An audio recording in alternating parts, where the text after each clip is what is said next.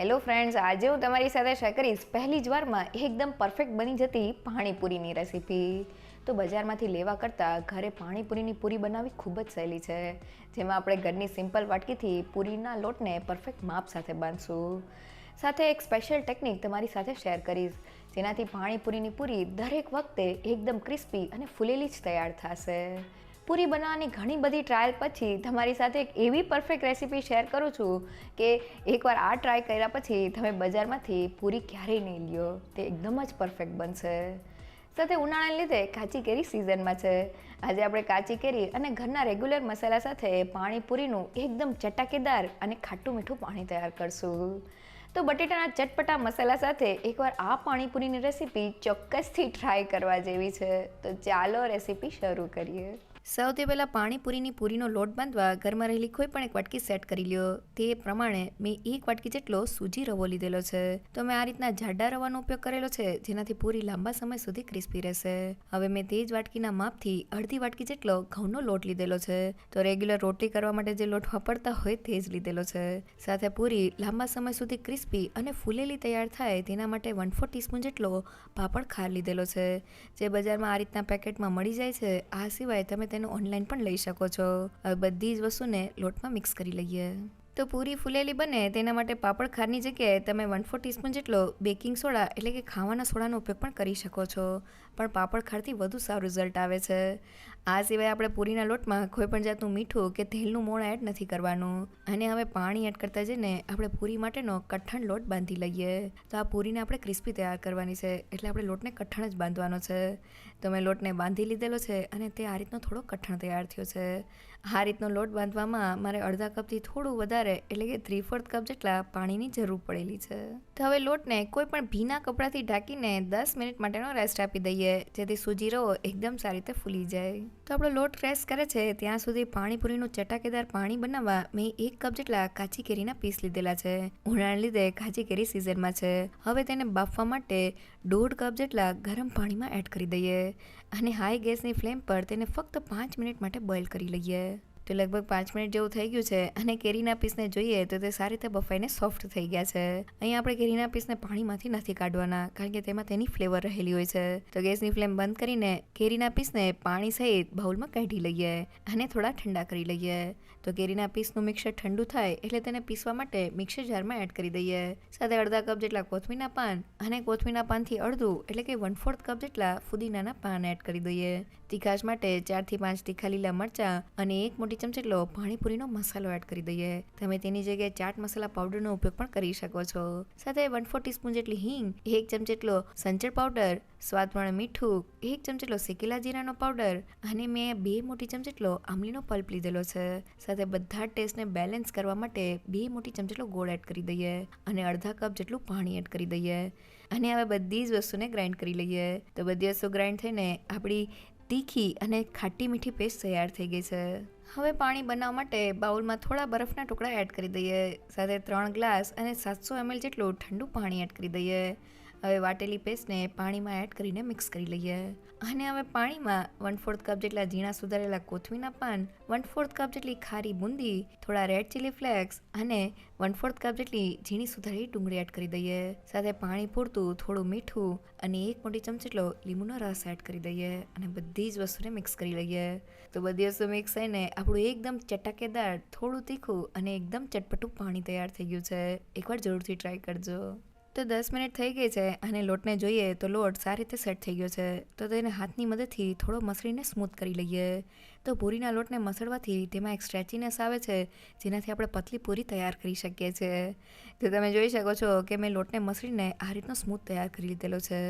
તો હવે તેમાંથી પૂરી બનાવવા માટે થોડું મિક્સર હાથમાં લઈને તેમાંથી નાની સાઇઝનો લુઓ તૈયાર કરી લઈએ. અને હવે આ રીતના બધા જ લુવાને તૈયાર કરી લઈએ. તો મેં બધા જ લુવાને તૈયાર કરી દીધેલા છે. તૈયાર કરેલા લુવા ઉપર થોડો કોરો લોટ સ્પ્રિંકલ કરીને તેને તેનાથી કોટ કરી લઈએ. કોરા લોટ સાથે આપણે લુવામાંથી પતલી પૂરી વણી શકશું. હવે એક લુવાને લઈ લઈએ અને બીજા લુવાને ભીના કપડાથી ઢાંકી દઈએ, જેથી ડ્રાય ન થાય. અને હવે લુવાને પાટલા ઉપર રાખીને તેમાંથી પતલી અને એક સરખી થિકનેસવાળી પૂરી વણી લઈએ. તો મેં પૂરીને વણી લીધેલી છે અને તેની થિકનેસ મેં આ રીતની પતલી રાખેલી છે. હવે આ રીતના બધી જ પૂરીને વણી લઈએ. તો મેં આ બધી જ પૂરીને વણી લીધેલી છે. વણેલી પૂરીને આપણે ભીના કપડાથી ઢાંકી દેવાની છે, જેથી તે ડ્રાય ન થાય. હવે પૂરીને તળવા માટે મેં તેલને ગરમ કરી લીધેલું છે. પૂરીને તળતી વખતે આપણે એ વાતનું ખાસ ધ્યાન રાખવાનું છે કે આપણે કઢાઈમાં ઓછું તેલ લેવાનું છે, જેથી તેલનું એક સરખું ટેમ્પરેચર જળવાઈ રહે. હવે પૂરીને ગરમ તેલમાં એડ કરી દઈએ. તો પૂરી તેલમાં ઉપર આવે એટલે ઝારાની મદદથી તેને નીચેની બાજુએ પ્રેસ કરતા જઈએ તો પૂરી તરત જ ફૂલી જાય છે. ગરમ તેલને પૂરી ઉપર છટકાવતા જઈએ. બીજી પૂરી એડ કરીને બતાવું તો પૂરી તેલમાં ઉપર આવે એટલે નીચેની બાજુએ તેને પ્રેસ કરવાની છે. પૂરી તરત જ ફૂલી જાય છે એટલે તેની ઉપર ગરમ તેલ છટકાવતા જવાનું છે. તો છે ને એકદમ સહેલી રીત ગરમ તેલમાં આપણે પૂરીને એડ કરવાની છે. પૂરીની ઉપરની સપાટી થોડી ભીની છે એટલે ગરમ તેલમાં પાણીની ભાફ તૈયાર થશે અને પૂરી સારી રીતે ફૂલી જશે. પછી ફૂલેલી પૂરી ઉપર આપણે ગરમ તેલ છટકાવતા જઈને તેને ક્રિસ્પી કરી લેવાની છે. તો શરૂઆતમાં જ્યારે આપણે પૂરીને તેલમાં એડ કરીએ ત્યારે આપણે ગેસની ફ્લેમ હાઈ રાખવાની છે અને પછી ગેસની ફ્લેમ મીડિયમ કરીને તેને ક્રિસ્પી કરી લેવાની છે. તો પૂરી બધી જ બાજુથી એકદમ સારી રીતે તળાઈને ગોલ્ડન બ્રાઉન થઈ ગઈ છે. તો હવે તેને ઝારામાં લઈ લઈએ. તો જોતાં જ ખાવાનું મન થઈ જાય એવી આપણી ક્રિસ્પી અને કુરકુરી પાણીપુરીની પૂરી તૈયાર થઈ ગઈ છે. તો મેં બધી જ પૂરીને તૈયાર કરી લીધેલી છે. પૂરી એકવાર તળાઈ જાય એટલે આપણે તેને ખુલ્લામાં 2 કલાક માટે રહેવા દેવાની છે, જેથી થોડી કડક થઈ જાય અને પછી કોઈ પણ એર ટાઈટ ડબ્બામાં ભરીને તેને સ્ટોર કરી લેવાની છે. એક પૂરીને હાથમાં લઈને થોડીને તમને બતાવું તો પૂરી એકદમ ક્રિસ્પી અને કુરકુરી તૈયાર થઈ છે. હવે પૂરીમાં એડ કરવાનો ચટપટો મસાલો બનાવવા મેં આ 4 મીડિયમ સાઇઝના બાફેલા બટેટા લીધેલા છે. એક બટેટાને લઈ લઈએ અને હાથેથી મેશ કરીને મિક્સિંગ બાઉલમાં એડ કરી દઈએ. તો મેં બધા જ બટેટાને મેશ કરી લીધેલા છે. હવે તેમાં અડધા કપ જેટલા બાફેલા કાળા ચણા એડ કરી દઈએ. સાથે અડધા કપ જેટલી ઝીણી સુધારેલી ડુંગળી, 1 થી 2 નંગ જેટલા લીલા મરચાના ટુકડા, 1/4 કપ જેટલી ઝીણી સુધારેલી કોથમીર, 1 ચમચેલો સંચળ પાવડર, સ્વાદ પ્રમાણે મીઠું, 1 ચમચેલો ચાટ મસાલા પાવડર અને મેં અહીંયા 3 મોટી ચમચી જેટલું પાણીપુરીનું પાણી લીધેલું છે. સાથે 2 નંગ જેટલી પૂરીને હાથેથી ક્રશ કરીને એડ કરી દઈએ અને બધી જ વસ્તુને મિક્સ કરી લઈએ. તો બધી વસ્તુ મિક્સ થઈને આપણો એકદમ ચટપટો મસાલો તૈયાર થઈ ગયો છે. તો હવે તેની સાથે પાણીપુરીને બનાવી લઈએ.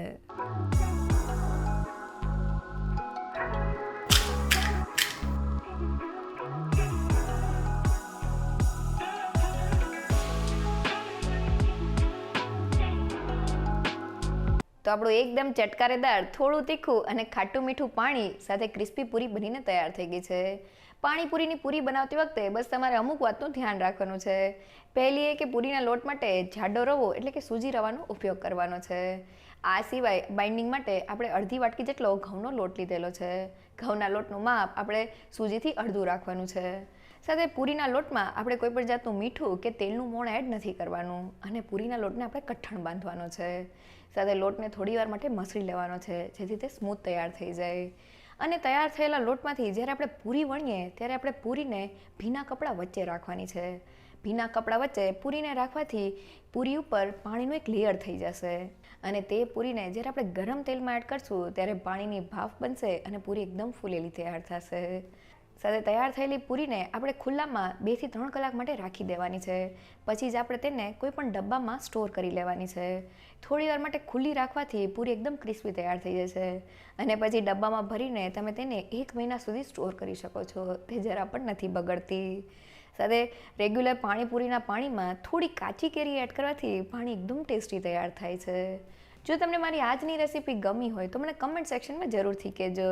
સાથે મારા વિડીયોને લાઇક અને ફ્રેન્ડ્સ અને ફેમિલીમાં શેર કરજો અને મારી ચેનલને સબસ્ક્રાઈબ કરવાનું ના ભૂલશો. તો ફરી મળીએ એક નવી રેસીપી સાથે.